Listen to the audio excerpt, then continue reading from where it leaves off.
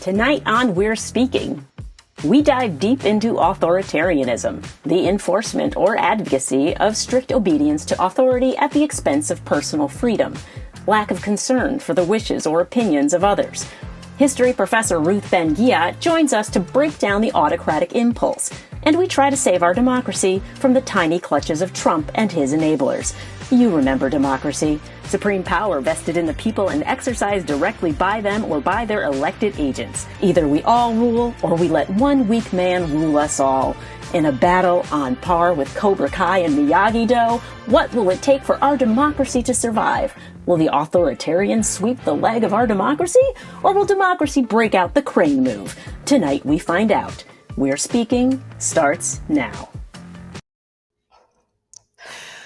That's hilarious. Hi, everybody. Welcome to We're Speaking. I am Lisa Senecal, and I'm here, as always, with the incomparable Maya May. Hello, Lisa. Hello, everyone. Hello.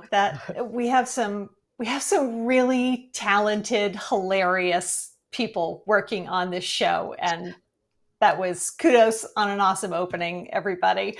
Yes. The Cobra Kai dude looks like a Nazi. Yeah. Totally. And even worse with the Trump hair added, which is an awfully nice touch. Yeah. And obviously, Mr. Miyagi is a person of color. So, of course, Trump and the Republicans are going to be on Team Cobra Kai. Yeah. Cobra Kai karate with all Ks. Sounds about right, yeah. Truthfully. And I get Trump's emails, actually, and he's fundraising like crazy, and he's doing it with the dirty tactics. The email from yesterday said, step up and show the left-wing mob that real Americans are rejecting Joe Biden's corrupt agenda. Like, the real Americans. What? Americans. Yeah, it's crazy. I was like, what in the actual fuck is this, was my question. And it's an actual thing. It is a strongman tactic, and it's straight out of the authoritarian playbook. So it's something we're going to talk about. Yeah, it's dirty, and it's the kind of thing you do when winning is everything, and you don't care if you destroy democracy in the process, just as long as they are able to hang on to power, which obviously is all that Donald Trump truly cares about, hang on to power. And I think he'd like to get back into office because then he can't be prosecuted. And it was probably not a small part of why he really wanted to be reelected, given the looming, I hope, indictments for him personally. Yeah. But yeah, it's, the GOP has a no mercy approach to politics, and it's gotten us in a really dark place. Yeah, it feels dark. It's kind of affected our day to day. It's trickled down. And honestly, like the American way of life, it requires a participatory democracy, which is kind of impossible because if we have these elected officials who are more concerned with power, right? They're more concerned with power than they are with actual governing. And so, spoiler alert, if you want to know what this looks like, let's look at Texas. Yeah, I mean, Texas is a mess because of the mess that the Republican-led legislature and the governor's gotten it into. They've got a completely crumbling infrastructure. The infrastructure, it's boring. They didn't want to pay attention to it. They didn't want to fund it. And, that's all well and good until a winter storm hits, the power goes out, and, Yeah. Imagine it on a plane. Exactly. Like flying away. Like imagine if the entire US was like that. Like imagine if that kind of mentality spread everywhere. And that's what autocracy looks like on a local level. Important to note that. Yeah, it is. The GOP at this point, Ted, the GOP. Yeah, let them eat snow. Not even snow cones. Like I'm pro snow cones, but not from the politicians. I need them to actually care about fixing things that are happening instead of power. So maybe do their damn jobs. Do their damn job. And it is a nationwide effort now that the GOP has undertaken. And Supreme Court Justice Louis Brandeis back in 1932, everybody knows this saying. He first described individual states as laboratories of democracy. But at this point, the GOP is using them as laboratories of autocracy. They, are either attempting to overturn the elections, or they're trying to pass laws to make sure that they're going to be able to rig the next one. And somewhere in between, they want to make sure that they can silence all dissent. Yeah, and these tactics, they're not new. That's what we're really trying to hammer home right now. These have been practiced by authoritarians throughout history, and they have a name, and we want to make sure that you know them. So we have our pro-democracy glossary. So, for example, the voter suppression tactics that we have seen take place in Texas, all over Georgia, this is a move towards electoral autocracy. Electoral autocracy, write it down, make a note. Yeah, these terms are really, really important to understand. They're going to be important when we speak with our guests later, but we've all got to start getting this vocabulary in our head. The divisive culture wars meant to stoke fear, to create power and control, make folks just long to get back to a time that really never existed, back when women, people of color, and LGBTQ folk, we knew our place. Legislative attacks on the marginalized, meant to roll back rights. That one is fascist nostalgia.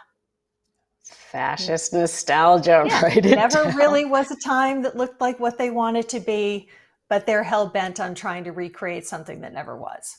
Yeah, so you add that all up, and you have new authoritarianism. It's one ruling party staying in power by controlling the outcome of elections. So same autocratic tendencies, just a new brand, Make America Great Again, sound familiar. And a huge part of this is the culture of threat. Yeah, we're seeing a real continuation of the violent and threatening behavior within the GOP. The racists, misogynists, the nationalists who support their push toward authoritarianism. It didn't begin on January 6th. They wanted to kidnap and potentially murder the governor of Michigan. There was violence leading up to January 6th, and then it didn't end after January 6th. It is continuing to go on. This past weekend, there was a bunch of knuckle-dragging white supremacists marching in Philadelphia and Washington, D.C. They call themselves the Patriot Front, these preachers of white pride.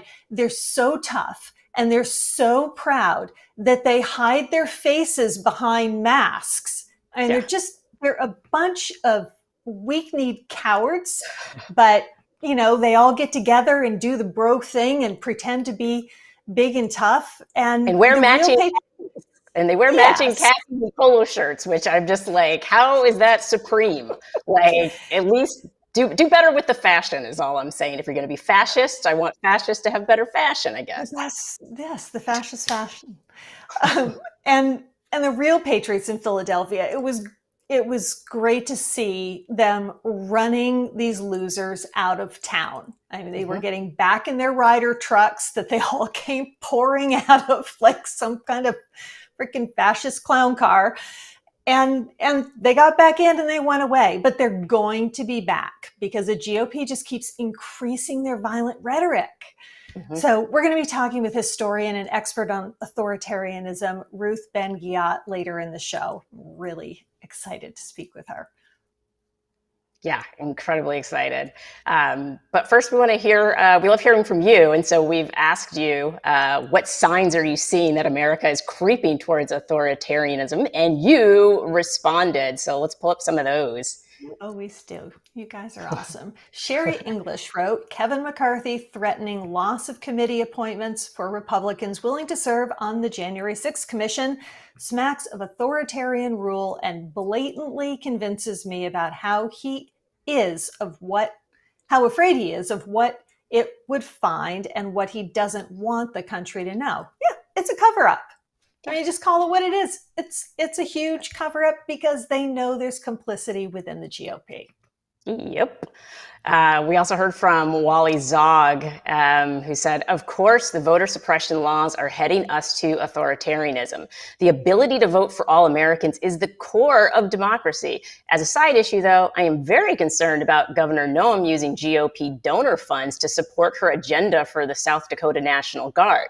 This could lead to the National Guard being used to support a coup to get Trump reinstated in August.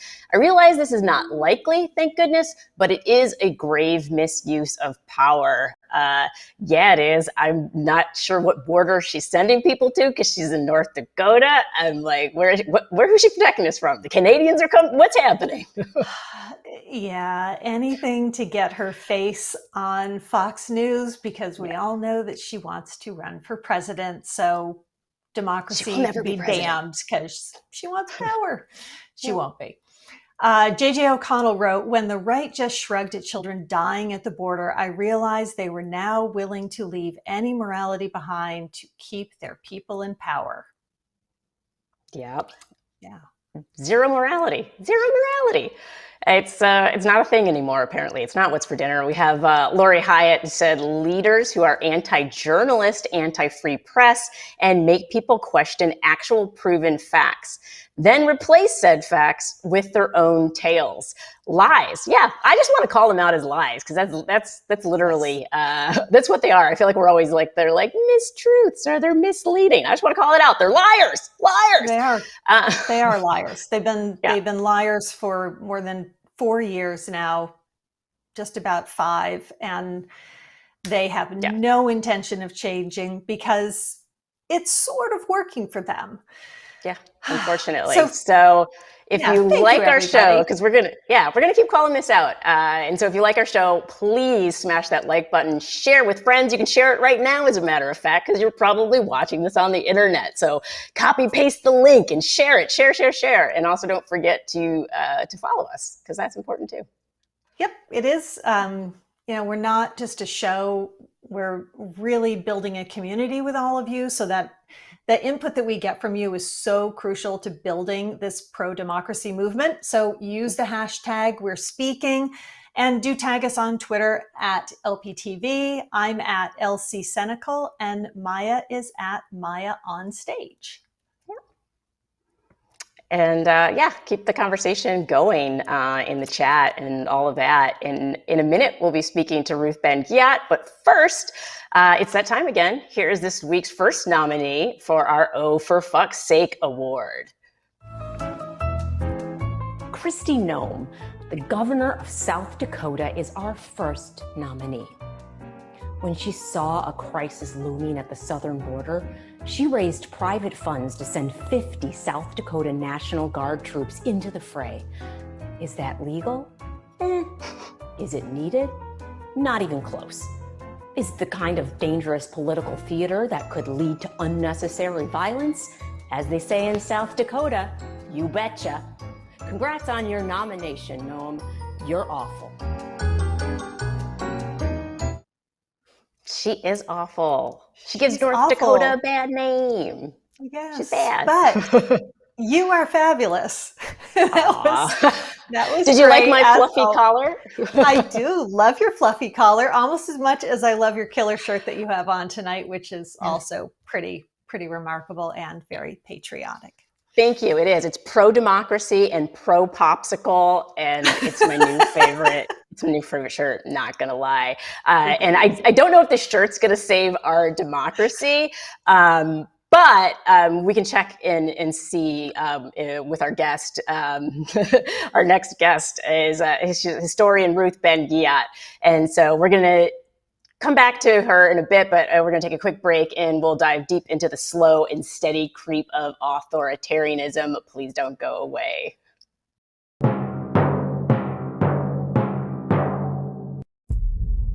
The world is a very angry place if you look all over the world. Let's ride for 45! There's no amount of sycophancy that will be enough for this man. Your family will not be safe. It can only be my personality, that's all. The news division didn't used to have to make a profit. Then that changed. All those people in the back are fake news. You are the enemy of the people. It's really hard to come out and say I'm a Republican because immediately they think that you're hateful. But we're not the suckers anymore. We should have never gotten in bed with the Republican Party. I am the chosen one. Most politicians right now react on fear, not on courage. Very fine people on both sides. Fucking over. Your America's gone, motherfucker.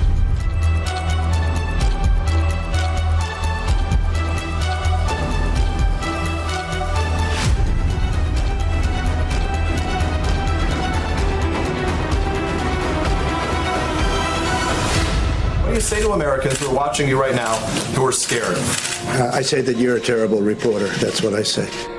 The only way we're going to lose this election is if the election is rigged. He knows that's what it takes to raise an army of patriots who love America and will protect her. You won't be safe in Joe Biden's America. I'm a Republican, but I call myself a Trumpican. Our way of life will be preserved and maintained, so help us God. Guns up! This can't be our country.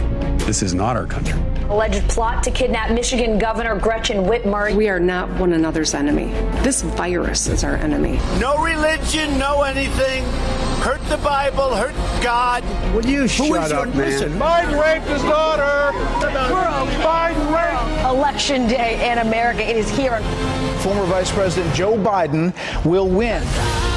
This is an embarrassment to our country. 2020 election was the most secure in U.S. history. If you count the legal votes, I easily win. You all knew it was coming. You could have set your watches to it. A number of House members plan to object The final certification of Joe Biden's victory. Leaders of Congress are misleading people daily in this by not pushing back. President Trump's baseless claims of fraud are fueling his supporters. That's why Republican silence is so deafening right now. Careful what you wish for. We will not take it anymore. You can feel the rage, the madness. Let's have trial by combat. Insurrection! We can take that place. We're seeing protesters overcome the police. They were terrorists. An example needs to be made. They tried to disrupt this country's democracy. Trump and I, we've had a hell of a journey. I hate it being this way. Careful what you wish for. Donald J. Trump ain't going anywhere. We have the Republican Party.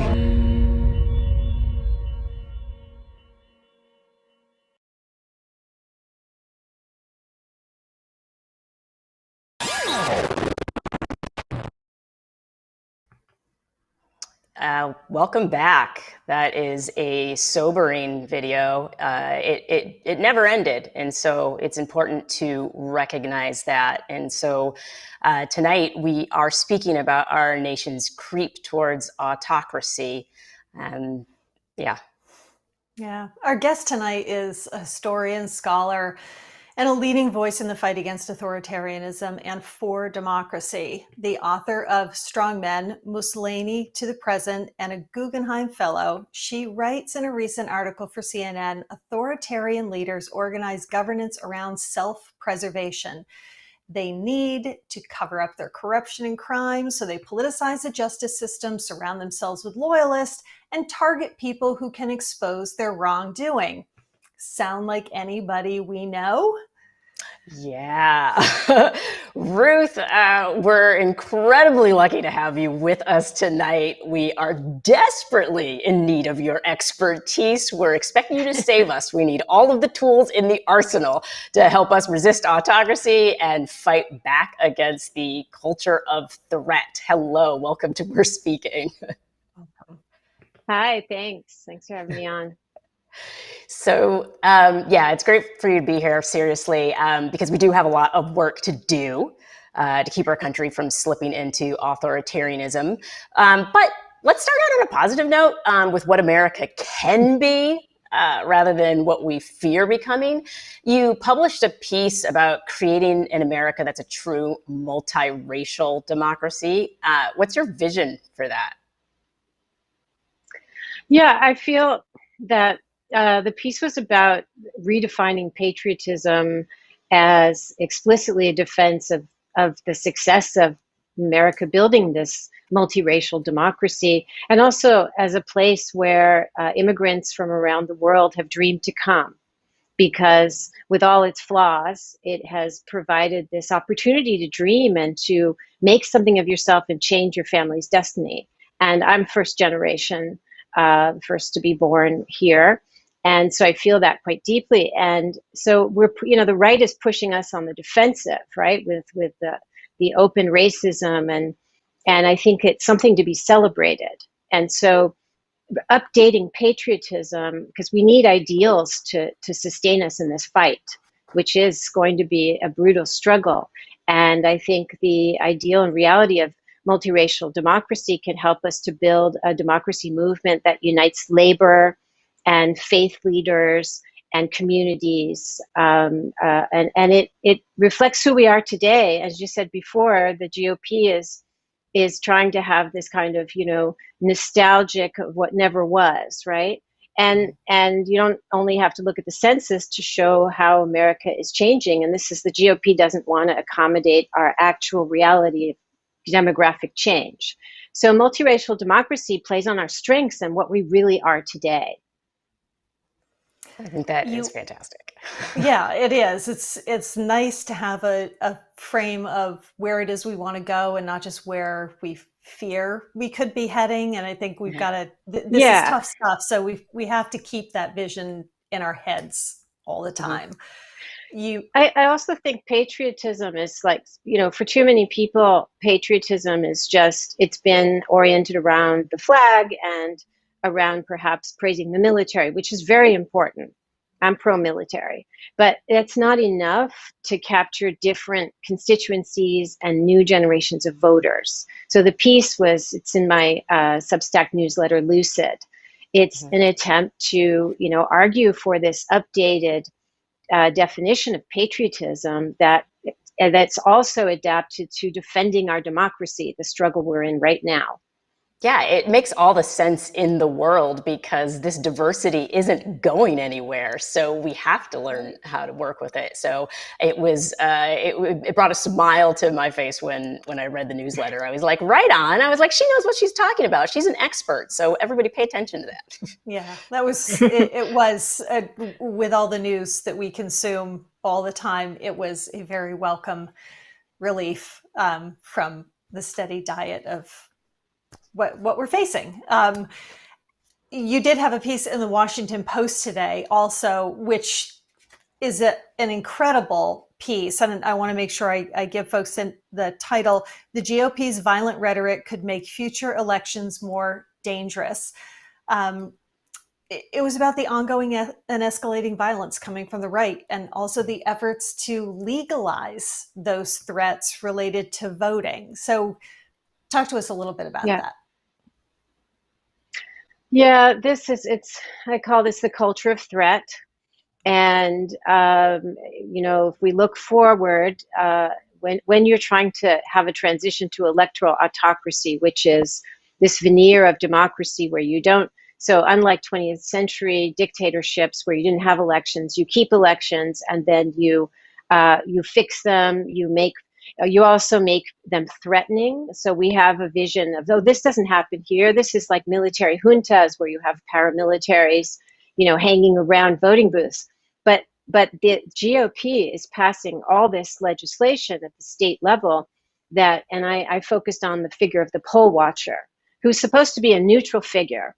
But knowing how this is like playing with the law in ways that you can exploit it, they want to expand the powers of the poll watcher who, because of GOP-supported gun rights laws, can be heavily armed in some states. So we were talking about Texas before. Texas, the prime culprit.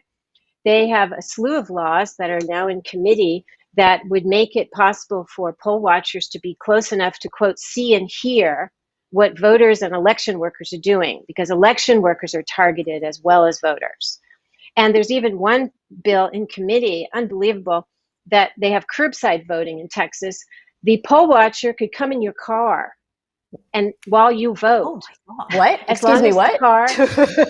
The poll watcher, who again could be armed because it's Texas, could come in your car as long as there's somebody else, like the car holds up to 5 people and there's another voter in there. But we can only imagine, we've seen enough, Trump thugs, heavily armed. We've seen January 6th. So this is, from my point of view, from, studying autocracy, this is about maximizing intimidation and keeping people away from the polls and making voting a threatening experience. So that's how it rolls today. You don't shut down elections completely, but you do all kinds of things to make them exhausting. You can't have water. There's no places to, for mail-in ballots, drop boxes, but you also make it frightening. But yeah, this is a bill in committee now. So it hasn't been enacted into law, but it's not dead either. So I found for this piece, looking at what was proposed was highly instructive of where the GOP wants to go with this. Yeah, because it's something that they want to spread. It's like, let's, start it in Texas, but it's something that they kind of will eventually spread all throughout the country, which is horrifying. I don't want anybody in my car. I mean, sometimes it's messy, I don't want anybody in there, let alone while I'm trying to vote. So and we know who that's being targeted at, right? I mean, it's women primarily and people of color who are the ones who really use the drive-through voting. Yeah, exactly. And women have, like, let's say you can't afford a babysitter, you have your kids in your car, you're going to have some thug armed, so you're not going to vote. Or, it just makes it very, very fraught. And it's not just Texas. So the idea that the poll watchers can come close enough, sometimes it's within 3 feet or 6 feet, but these are guys who dress up as though they're in Afghanistan, right? And that's the culture of threat too. And we see what can happen with it January 6th. Right? The new pictures come out of all the destruction. It's just tragic. It makes me sick to see it. But this is part of, this is how democracy is destroyed bit by bit. Yeah. So we see it happening. And how do we mobilize people living within this culture of threat? Because it's happening, regardless of whether we want it to or not. So how do we get people engaged? Yeah, so just as with nonviolent mass protest, which is a proven arm against autocracy, numbers matter. So it's very important to have more people because they're trying to. A lot of the election workers have resigned because they've been threatened or they're worried they will be threatened. And I know people who are saying, "Well, I've been a poll worker in the past, I'm not sure I want to do it." So we have to have large numbers of people to have strength in numbers, to have a kind of protection in that way. The same with voting. I think one of the most important things we can do is, there's still like millions and millions of people who didn't vote, to get them to vote, as well as make sure people who, I know they're stripping people off the rolls every day, but making sure people don't get intimidated and don't not go to the ballot box, because then they've won. Right. And it's not just the voters themselves or the polling places, but there are laws that are being proposed and in some places enacted that they sound like the sort of thing that the Chinese have done to Hong Kong, that you now can be arrested in some cases for the type of protesting, the way you're protesting. People have to worry about working on voter registration drives. There are some organizations that dropped voter drives that they did because they're afraid of being criminally prosecuted. And how do we keep people? Yeah, how do we keep people doing all that work that we've got to have done if they're afraid that they could actually go to jail for fighting for democracy in a nonviolent way? It's a big problem because that's in Kansas, where they had to interrupt not just voter registration, but even voter education, because the new law makes it a felony, not a misdemeanor, a felony, to be, masquerading as an election official. So this is called lawfare, where you weaponize the law to get the results that you need. And all autocracies do it. And so it's coming our way. And it's no accident that the Pied Piper of this was Trump, whose entire business model has been about exploiting loopholes in the law and the tax code and this and that. And so he's expert at this. And so democracy today dies not just with thugs who, go to the Capitol, but with, Brioni-suited lawyers. It's a legal battle. So yeah, it's a big problem. Nobody wants to become a felon. But this is the tragedy, that in an autocracy, voting is a criminal act and protesting. And so what I do in my book is I show how all these tools of rule are intertwined, and they don't work alone. They have to work together. So you have corruption, violence, you have machismo, that's where also the male threat with all the guns. And in our country, it's particularly the gun thing is that's a wild card with respect to other nations. But so you have the big lie, so that's the propaganda part. You have the corruption, which is also everybody in the GOP deciding to back this lie and deciding to engage in this electoral trickery, deciding to weaponize the law. And then you have the intimidation. And it's a very potent cocktail when it's all mixed together. So I'm not sure what to answer about what people should do. In Kansas, for example, they can try and appeal the law. Again, we're in the realm of the courts then. Right. It's definitely, it's a deadly cocktail, one I don't want to drink, that's for sure. In speaking about the GOP and the Republicans, they've really latched on to these tactics, right? Because they do work.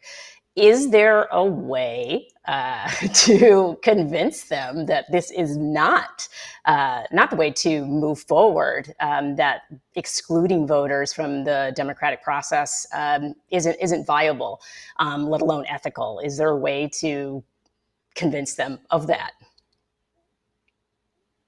Right now, I don't see that happening, and there's many reasons, but one is what Trump contributed to. So there was already this huge, going back to Jim Crow culture of voter suppression. So a lot of this is not new, as many people say. What Trump contributed is that he imposed an authoritarian style party discipline on the GOP. And so the culture of threat is not just directed to political opponents. And that's the big watershed there was Hillary Clinton. And just because she was his opponent, she had to be locked up. And my hair was standing on end when I saw that happening, because I thought, once you deny the political opposition any legitimacy, you're going on that path. But what Trump did is he's also imposed discipline within the GOP. So if you don't follow the party line, you too get death threats. Not just Mike Pence, because he did the big thing on January 6th, but a representative in Michigan, Peter Meyer, he voted to impeach Trump in the second impeachment, and he had to get body armor and security because he was having death threats. So when you impose this kind of party discipline, and Kevin McCarthy is the perfect yes man, he went from being the person who told Paul Ryan, right before Trump got the nomination, I think Putin pays Trump. So he was, he knew very well what Trump represented, to being Trump's biggest lackey. So when you have that situation, you're not any free thinkers in the party, anybody who might be inclined to do what you're proposing, say, look, this isn't really in our interest. This is not viable long term because the country is changing. You're going to lose the electorate. Instead, they get X'd out or threatened out, and they are silent. They either leave the party or they're silent. Look at Liz Cheney, right? Mm-hmm. And they don't have any power anymore. So when that happens, and the GOP has decided that violence and corruption and propaganda are what they're going to pursue, and that is now how they conduct their politics. It's been normalized. So it's a new GOP post-Trump, but Trump still controls it. Yeah, it should be a warning sign to anybody who's thinking of getting in bed with the GOP, knowing that once you do, that's it. It's like gangsters. You can't get out once you get in. So don't get in. It is. Right.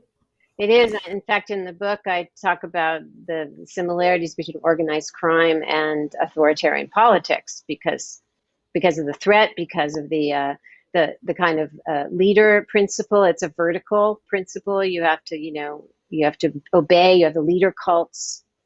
It's a very, very unfortunate situation. And I'd like to make a big point here's where our supposedly stable bipartisan system becomes a huge liability, because in other countries where you have more parties and they form governments through coalitions, there's much more flexibility to kind of box in or make sure the person doesn't get to power. It happened in Italy with this horrible guy, Matteo Salvini, totally racist. He's like, another Mussolini. And the other parties organized around him so he wasn't able to come to power. But we just have these two parties. And it's very difficult to start a third party. So, as you well know, Republicans who were leaving, some of them are independent now. They don't really have a home. And then that makes it very difficult. So if one party leaves democracy in a bipartisan system, where does that leave us with? And that's our big drama right now. Well, we're going to ask you to stay with us on the other side of the break. We're going to continue our conversation with historian Ruth Ben-Ghiat after a really quick break. We're going to talk about the necessity of accountability. But first, we are going to take a look at our next OFFS nominee. Our next nominee is no stranger. Can we move that question down to the next block? The repugnant, the one that we didn't get to ask on misogyny. To strip anyone in his party of their committee positions if they join the January 6th Select Committee. Now, Kevin is the guy who told Fox News in 2015 that they were investigating Benghazi just to ruin Hillary Clinton. Just when you think he's hit bottom, Kev grabs a shovel. Congrats, bro. Keep on digging.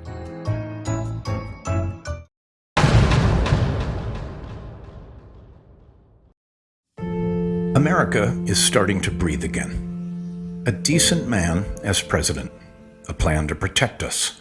It feels almost normal, but it's not. Republicans still will not admit that President Biden was legally elected, which means they don't believe in democracy. They believe an election is only legitimate if they win. That's not democracy. Their plan? Pass voter suppression bills to block minorities from voting, take back Congress, impeach President Biden. We refuse. We refuse to accept the end of the American experiment. We refuse to allow anti-democratic autocrats to steal our country. We choose to fight, and we will not lose. Join us.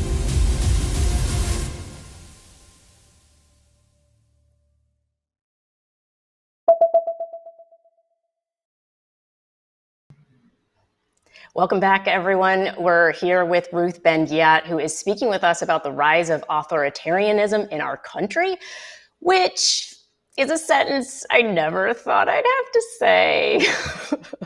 I know. It's still disorienting, even after all this time that we've seen this happening. Ruth, you mentioned before the break machismo, and that being a real component of the push toward authoritarianism.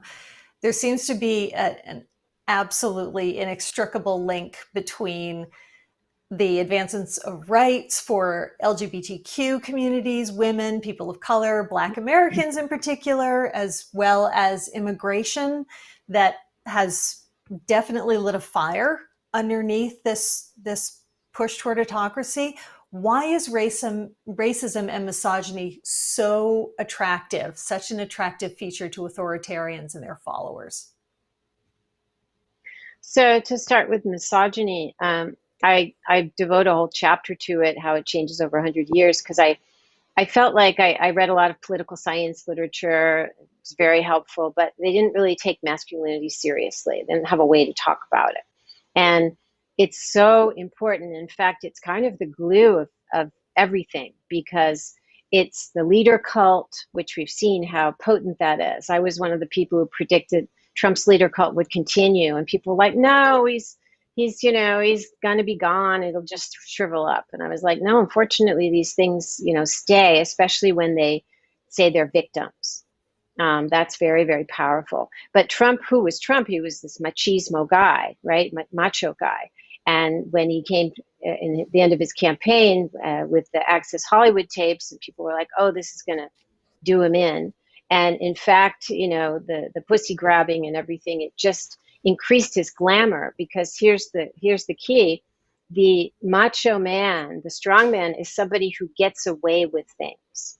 Getting away with it is the essence of authoritarian rule. Getting away with election fraud, getting away with lying. Because think about the ego boost, the collective ego boost, to making a whole millions and millions of people believe something that's not true.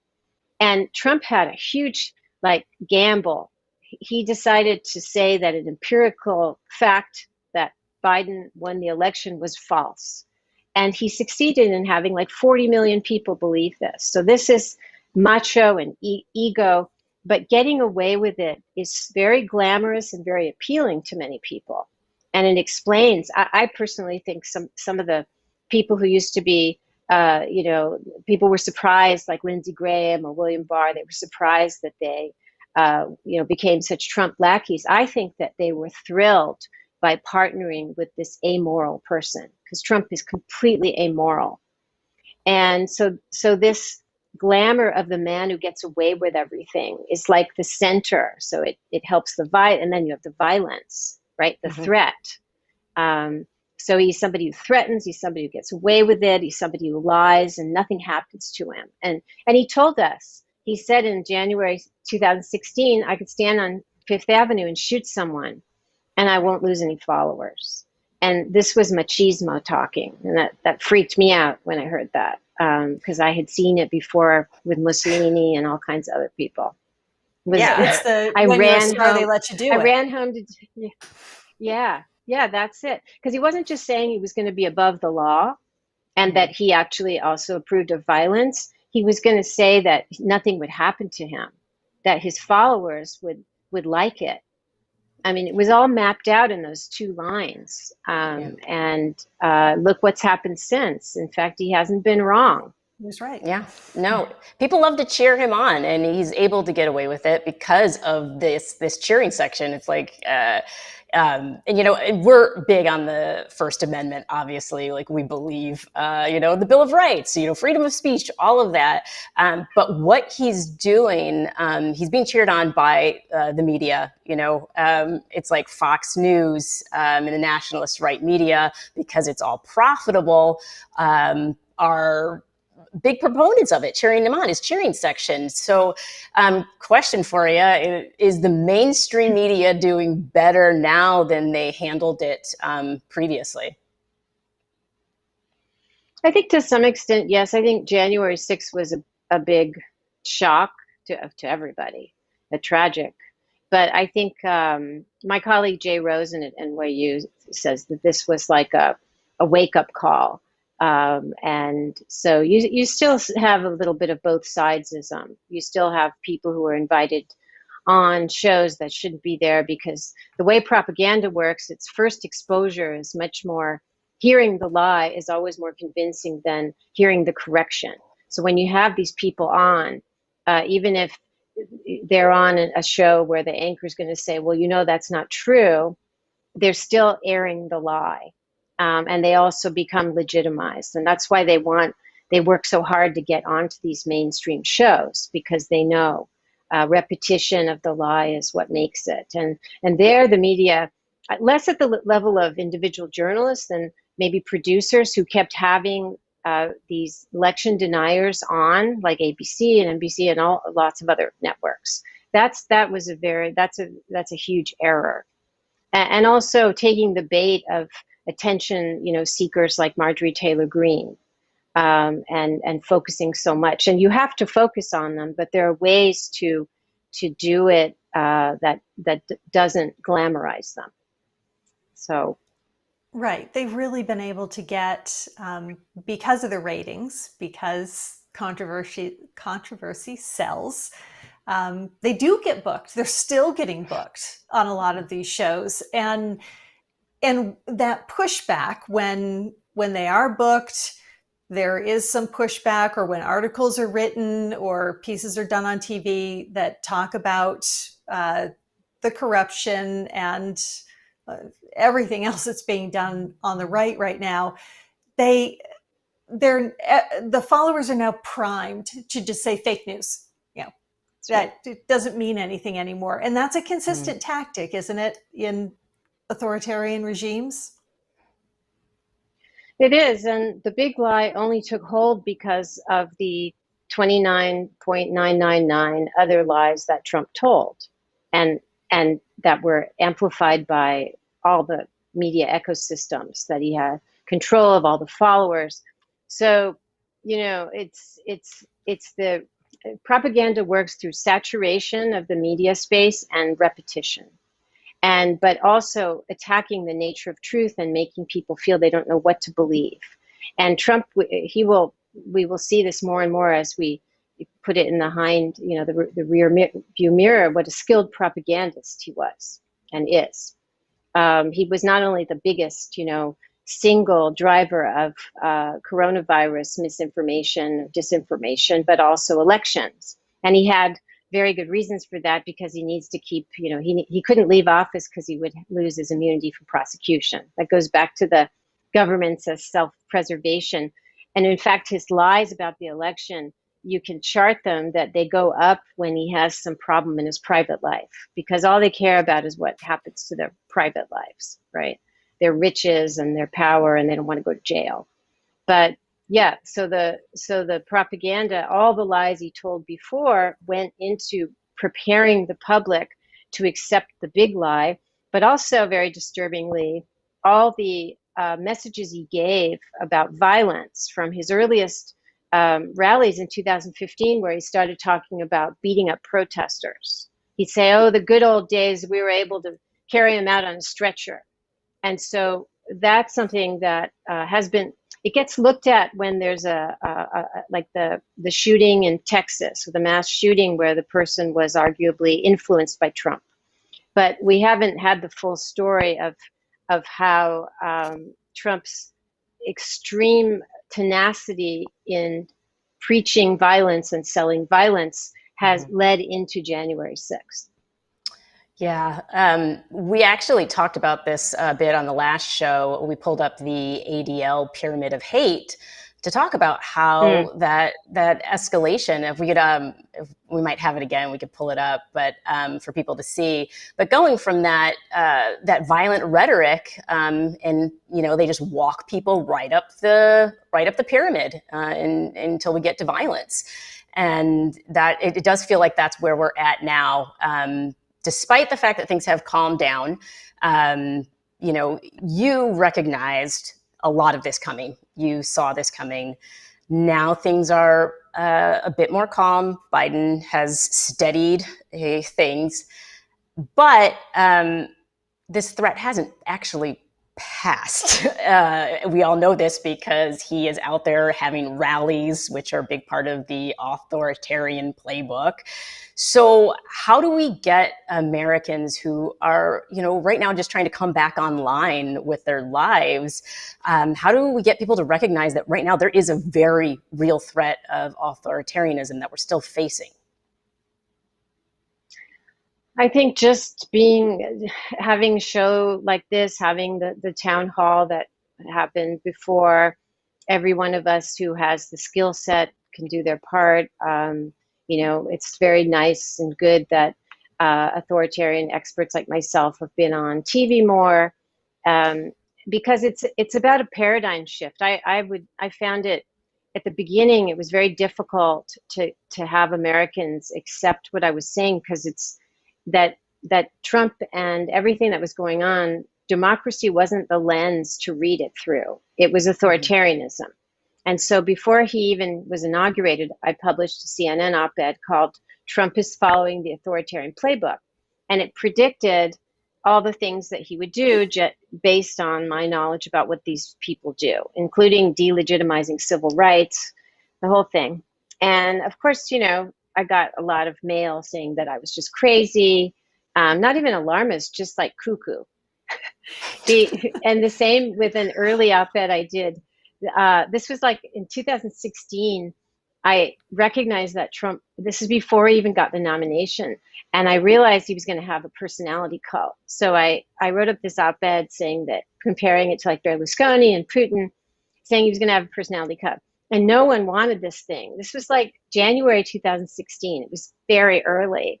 And so nobody would publish it. So I published it. I opened a blog at HuffPost, which at the time you could do, and you don't get paid. But just to get it out there, because it seemed outlandish. Like editors said, this doesn't apply to America at all. So I still think even now, where many more people are cognizant of the threat we face, we need a language. So like we are the opposition. We need a language to talk about all of this that's taken from authoritarian realities, so that the opposition, instead of just the Democrats, or again, electoral autocracy, that's an abstruse concept to many people. So thank you very much for explaining that, So it's a civic, it's what I'm doing is civic education, just to allow people to have a frame in which they can understand what's happening. And maybe I was going to say make it less scary, but it could make them more frightened, but more prepared, because we need to be prepared. That's the key. Right. I mean, we don't want people to be so frightened that they're paralyzed, but they need to be frightened enough that they're realistic about what's happening. And Ruth, I say this in the very nicest way. I wish you had been crazy. I wish when people were saying that you were cuckoo for trying to publish this stuff, we were now talking about, remember that crazy lady, Ruth Ben-Ghiat, and the stuff she was saying that, that was never going to happen here. But, here we are. Yep. So let's loop back to where we started our conversation. Obviously, Maya and the Lincoln Project, we are completely on board with the vision of a multiracial democracy. And as you said, folks like you're out there, you're doing your part. What on a real individual basis? You mentioned numbers before, that numbers being involved is really important. Do we need people? Is it protests? Is it getting out in the streets? Is it getting involved in a local level? What can we tell the people who are part of this pro-democracy movement? This is what you can do. Well, luckily there's a lot going on. And I wish the media would focus more, because people also need heroes and they need inspiration, and they need to know what is out there they can join, right? So there are many civil society organizations, there's many movements, there's faith-based ones like Reverend Barber, there's, I advise this group called Protect Democracy that pursues legal pushback. But I think, it's easy to get involved in voter mobilization, voter registration, working the phones. And some of the in-person things, of course, were hindered by the pandemic, but not protests. Look at the Black Lives Matter movement, which was the biggest social movement in American history. Astounding, right? And this, of course, is partly why the GOP has accelerated, because they see what's going on, that this is the future of the country. So people can get involved at their local level in many ways. There are a lot of, whether it's through a church or a mosque, or through working for, voter registration, or taking another cause. I mean, there's certainly a lot to do. Or just even, donating to free speech like PEN America, or many, organizations that always need funds to expand their own efforts. So, but I think the media can do a much better job of telling people what avenues are available to them for getting involved at whatever level they choose. Thank you so much for this, because you are giving us a language with which we can talk about democracy and autocracy and what the difference is. And it's really arming people. I don't think it's as alarming as it is informative. And so I know for myself, all the reading that we've been doing on your book and your articles have really pushed me to talk about it more. And so I'm hoping that's what people will get out of this, is that they'll go, oh, we watched this, we learned these words, and they'll start having these higher level conversations with people. And because I think a multiracial democracy sounds pretty awesome. I love diversity. I think it's fun. Yeah. So yeah, thank you so much for being here with us tonight, and most definitely would love to have you back, because I feel like this is an ongoing conversation that needs to keep happening. Agreed. I'd love to come back, and thank you for all you're doing. Thank you very much. Thank you for what you're doing. Incredible. Yeah, I knew she would be amazing. I think you're right. What you were saying, Maya, about all of the information that we're taking in, the books we're reading, the articles we're reading, just all of the better understanding, it really doesn't frighten you more. It makes you feel better armed and more capable of being active and involved and really being able to make a difference. So I encourage people, don't be afraid to dive in and really understand what's going on, because knowledge is power, right? We need to know what's happening so we can create change. 100%. So we are not the only LPTV show. So if you all have not been watching The Breakdown with our friends Rick Wilson and Tara Setmeyer on Tuesday and Thursday nights, you have been missing out on some really fiery discussions of the latest very fiery breaking political news. Holy cow. Yeah. I feel like every time we have this promo, we need to tell people to put grab the kids, get them out of the room. Like every time we do a breakdown promo, I'm like, Rick's about to speak. Could you please, anyone with tender ears, please have them clear now, because we are going to run a clip from last night's breakdown. Here's a serious note, though. I mean, we make fun of these jerk-offs because it's, easy to do. It's low-hanging fruit. But this is actually very serious. Because like I said, I called it an activation event. The Patriot Front. Are you familiar with these guys, Rick? I am familiar with those cosplaying, walking examples of erectile dysfunction. They are some of the most pathetic and low people. They show up masked. This is an entire, the next iteration of these alt-right dipshits you saw in Charlottesville and elsewhere. That's right. Scratch, you pull open their windbreakers, and you're going to find the Camp Auschwitz guys and the same people who chant the Jews will not replace us. They are, and this weekend they marched in DC and Philly, and I think a couple other places. And in DC and Philly, they were roundly mocked. Yes. And by the way, folks, there's nothing authoritarians hate more than mockery. There's nothing they despise more. There's nothing that triggers them harder than being mocked and ridiculed. So these slack-jawed, cousin fucking dipshits are out there. They're doing their thing. They're going to act the way they're going to act because they come from this new culture that is angry, that is embittered, that believes that they are going to prevent the replacement of the white race and all this other crap. It is, you're going to see more of them.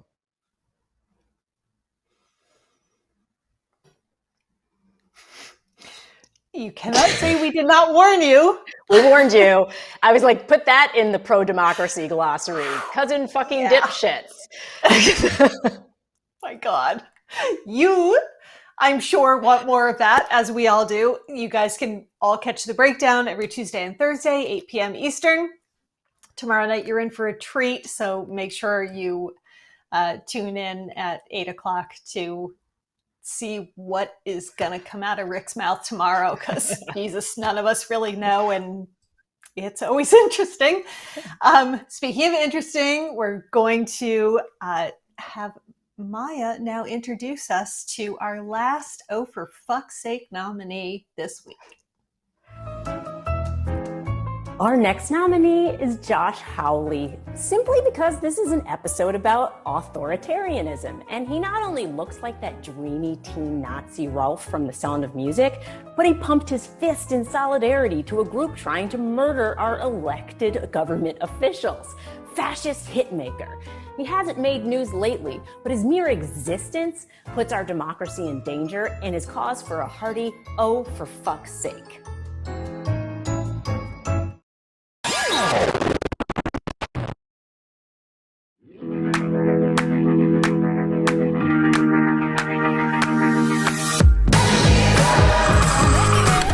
Well, they're burning the house down. Please protect yourself. Vice President speaking. This is an embarrassment.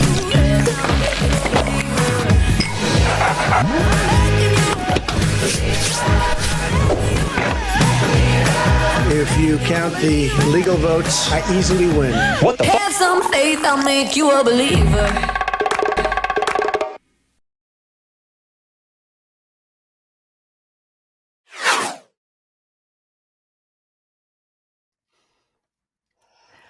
Welcome back, everybody.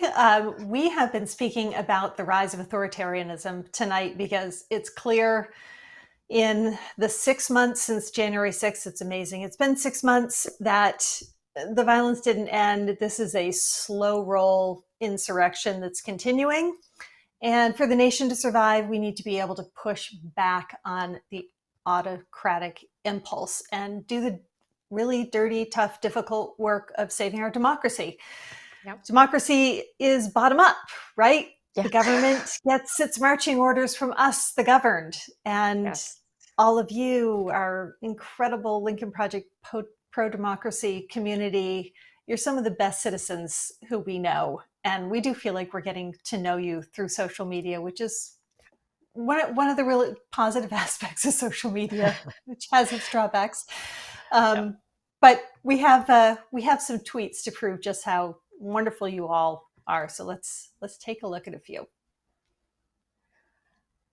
Yeah, we had a question from an audience member, Brandy Kaplan. So we had asked you this week, are you involved in your local politics? If yes, what are you doing to help protect our democracy, starting with your community? And here are some of your responses. Yeah, the first one from Elizabeth Winter. I often work as a poll worker on election day. I highly recommend it, especially for people with paranoid notions of perfidy or malfeasance at the precinct level. It's a long day, but it pays. We have to account for every ballot. The numbers have to match the voter sign-ins, and there are audits for the selection of precincts to assure the scan totals on the machines match what was on the ballots. When it's very, very close or any problem arises, you can then go deeper and count all the ballots in the jurisdiction. They did that in Georgia for the 2020 presidential, and the ballots matched the machines. I don't much like the machines that don't have hard copy paper ballots. Thanks, Elizabeth Winter.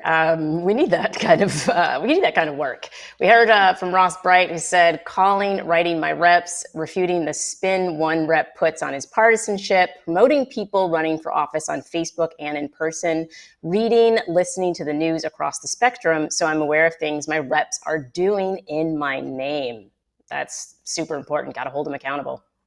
It is. Mike Thomas writes, glad someone is speaking about this. I've always volunteered in my community, civic groups, scouting, Little League, union organizer. Most Americans today equate pool patriotism to the number of flags that are displayed on their porch and front lawn. Yeah, not just about flags, about action. We heard from Kimmy Robinson. She said, I registered voters at my local dog park this morning. And yesterday morning, brought my young registrar to assist. Yes, the kids must absolutely learn about politics. And now back to where we started with Brandy Kaplan, who wrote, I never included my answer. I've started working with my county Democrat committee. I never shy away from a debate and take every chance I get to educate and inform people. I'll be volunteering at my county fair to promote Democrats in the area running for local office. Awesome Brandy. Yes, shout out to Brandy. Star. Yeah. Yes, I love it. I love the level of engagement that we're seeing from our community. It's pretty awesome. And now we're going to talk about the less awesome. It's time to go to the auditorium, where Lisa is going to announce the winner of this week's OFFS Awards. This week's winner of our OFFS Award is House Minority Leader Kevin McCarthy for his leading role in All the President's Enablers. It's no small feat to combine the traits of incompetent boob and anti-democratic villain, but Kevin nailed it. Need someone to enable a cover-up of an insurrection? He played a two-bit pathetic thug with his threat to strip any Republican of their committee positions if they joined the January 6th Select Committee. Kevin has also had success in silent films. Just ask him what he thinks of racist, anti-Semitic, and misogynistic statements made by his members. Way to go, Kev. You sure deserve this award. You look gorgeous. So I just want to say that. He's a shithead, but you look great. Yes. Yeah, yes. Exactly. Kevin's a garbage human, but, but we clean up nice. Yes. I'm always going to do that. Every time Kevin McCarthy's name is announced, I am going to make the garbage truck noise, just so everyone knows. It's fitting. It's very fitting. Yep. And on to next week.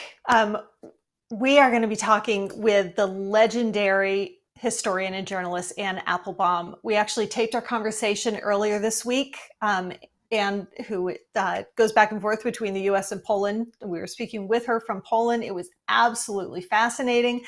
We had a long, in-depth conversation. We spoke about, among other things, the elite enablers who help facilitate the rise of aspiring authoritarians. Yeah, these aren't the people who are taking control, and they're not their devoted followers. They're actually the people, elites, who rationalize the rise of authoritarians. So take a look at this clip. In the United States, I mean, you could tick off a number of Fox News presenters who fit that perfectly. I mean, somebody like Laura Ingraham or Tucker Carlson. I mean, these are very bright and well-educated people who know exactly what they're doing. And are nevertheless devoted to these causes. There are, some of the people who worked for Trump or worked with Trump or worked on his campaign are also people who in the past were so-called normal Republicans, or who were people who wouldn't have imagined themselves one day being part of an anti-democratic movement. And yet they, again, sometimes for personal reasons, sometimes for ideological reasons, they go along with this. And this, again, is it's a phenomenon that you can see across history. Yeah, and they're called clerks, which is something that you can add to your democracy or pro-democracy glossary, and we're going to talk about that more in next week's show. So, yeah, it was a wonderful, fascinating conversation with her. At the end, after we wrapped up the interview, we all stayed chatting, and Anne's the mom of two sons who are the same age as my two sons, college sophomore, and older son has just graduated from college. So it was really nice to hear her say she believes that the next generation's different, that they embrace diversity and difference in a way that previous generations just haven't. And her sons have grown up mostly in Poland and gone to school some in the States, and they have international friends, and the difference doesn't create those huge, gaps between folks. So their generation's closer to where we want to be. They get diversity the way they get technology and social media. They're diversity natives. It's part of who they are, and it can't get stamped out, just like your daughter, Maya. Yeah, and I love when you mentioned that when we were chatting, you said diversity natives. I was like, whoa, yes, print it. That is exactly right. They are diversity to them. For a lot of these kids, it's like they're used to gender diversity. They're used to racial diversity. My daughter's a dual citizen. She was born in Argentina, and she's got tons of friends who are, dual citizens with Korea, and they learn from each other. They study together. And so they are part of this like bright future. And sometimes I look at the adults and I'm like, why are we messing this up? Like, this could be this beautiful, rich future. I'm like, what's wrong with you? Don't you like diversity? Like, we hear about like, people don't like the complexity of it all and don't want to have to figure it out. But the fact is, the it's good stuff. It is the good stuff. Drives me nuts. Come on, people. Yeah. Right. It's right. We're the great American melting pot. Remember that? Like Statue of Liberty, people coming to our shores, thing that we used to pretend that we cared about, and I hope we do again. It's a good thing. Yeah, we will. And talking to Ruth Ben-Ghiat and her vision of a multiracial democracy, we can get there. We really can. Come back, join us next Wednesday and hear the full interview with Anne Applebaum. It is amazing. So we're really eager to share it with you. Wednesday, 8 p.m. Eastern, 5 Pacific. We will see you all again then. Yeah, we'll see you then.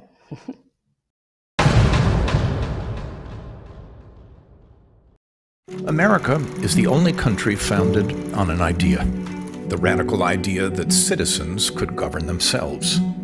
It was called the American Experiment because there was no reason to believe it would work. A republic, if you can keep it. Every generation has been called to defend and renew the promise of America. For some, it was on the battlefield. For others, it was on the Edmund Pettus Bridge. Now, the battle has come to the steps of the Capitol itself. Democracy is under assault like no time since 1860. We have a choice. Look away or stand up and fight. It's not about conservative or liberal. It's about freedom versus autocracy. We didn't choose this moment, but history has chosen us. Which side are you on? The Lincoln Project is responsible for the content of this advertising.